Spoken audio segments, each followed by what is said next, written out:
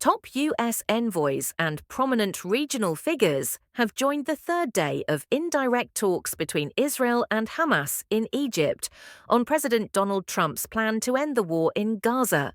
Steve Witkoff and Trump's son-in-law, Jared Kushner, are in Sharm el-Sheikh, along with Qatar's Prime Minister and Turkey's intelligence chief, for what is expected to be a key day, indicating whether progress can be made.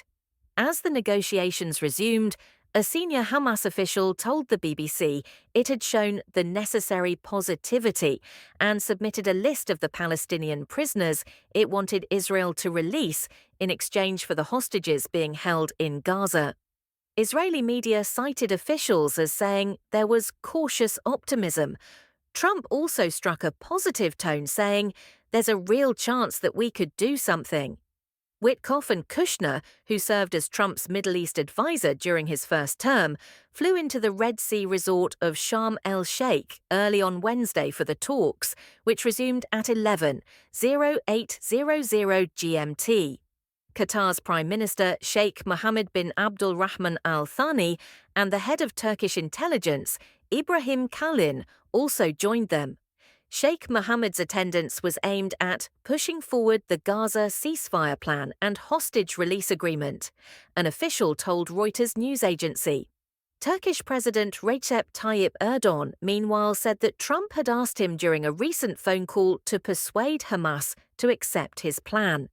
Israel's Strategic Affairs Minister Ron Dermer, a close confidant of Prime Minister Benjamin Netanyahu, is also due to arrive on Wednesday afternoon.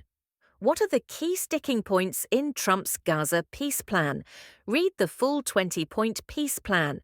What is Hamas and why is it fighting with Israel in Gaza? Israel and the Palestinians. History of the conflict explained. A senior Hamas official told the BBC on Wednesday morning that its delegation had submitted a list of the Palestinian prisoners it wanted Israel to release in exchange for the 48 hostages still held in Gaza, up to 20 of whom are still alive.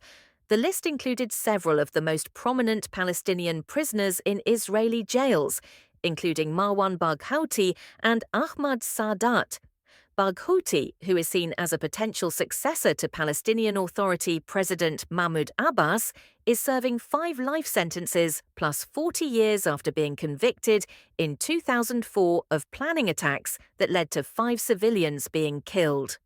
Sadat, the leader of the Popular Front for the Liberation of Palestine, was sentenced to 30 years after being convicted in 2008 of heading an illegal terrorist organization and involvement in attacks, including the assassination of an Israeli minister in 2001. The Hamas official who spoke to the BBC said the group had shown the necessary positivity and responsibility to achieve the required progress and complete the agreement, but acknowledged that differences remained between the two sides. Mediators are making major efforts to remove any obstacles to implementing a ceasefire, he added, noting that a spirit of optimism is spreading among all participants. However, a Palestinian official familiar with talks told the BBC that there were deep gaps over how Hamas and Israel interpreted Trump's 20-point peace plan. The official said disagreements had emerged over nearly all the 5 key issues currently being discussed: a permanent ceasefire, the exchange of the hostages still held by Hamas for Palestinian prisoners and detainees from Gaza, the withdrawal of Israeli forces from Gaza, arrangements for humanitarian aid deliveries, and post-war governance of the territory. Earlier, Israel's Yedioth Ahronoth newspaper cited Israeli officials as saying they were cautiously optimistic that the talks could lead to an agreement. The officials believed Trump's success at enlisting the Turks to the negotiations played a key role in persuading Hamas to accept his plan, it added.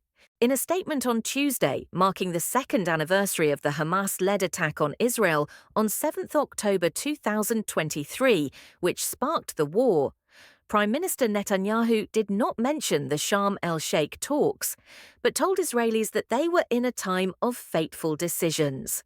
He added that Israel would continue to act to achieve all the aims of the war, return all the hostages, destroy the Hamas regime, and ensure that Gaza no longer poses a threat to Israel. Hamas's chief negotiator Khalil al-Hayya, whom Israel targeted last month in an airstrike in Qatar's capital, told Egyptian state-affiliated Al Qahira News TV the group had come to have serious and responsible negotiations. Hayya said Hamas was ready to reach a deal, but it needed real guarantees from Trump and the international community that the war would end and not restart.